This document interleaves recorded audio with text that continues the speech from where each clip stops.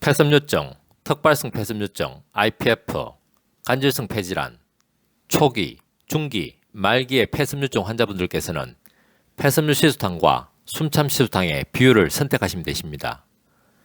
폐간질 조직의 손상에 따른 폐섬유증은 초기에는 특별한 증상이 거의 없습니다. 물론 초기부터 심한 호흡 곤란을 느끼시는 경우도 간혹 있지만 대체적으로는 초기 폐섬유증인 경우에는 불편한 증상을 거의 못 느끼신다고 하십니다. 따라서 폐섬유증이 초기에 발견되기는 쉽지 않습니다. 만약 숨참에 호흡 곤란을 느끼셔서 폐섬유증으로 진단받으신다면 폐섬유증이 어느 정도 진행된 이유일 것입니다. 물론 폐섬유증의 정도와 호흡 곤란의 정도가 일치하지 않기에 호흡 곤란의 정도만으로 폐섬유증의 악화 정도를 판단할 수는 없습니다. 그러나 폐섬유증 환자분들의 고통은 실제적으로 호흡하기 힘들어 하시는 육체적 고통과 호흡 곤란의 공포감에서 오는 심리적 고통에서 연유됩니다.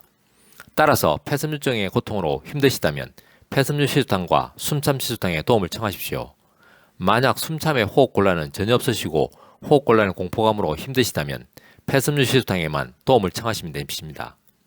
만약 숨참의 호흡 곤란이 극심하시다면 폐섬유의 근원적 치료는 잠시 제외하고 숨참 시수탕에만 도움을 우선 요청하셔도 되십니다. 한의학은 과학입니다. 한의학은 철학입니다.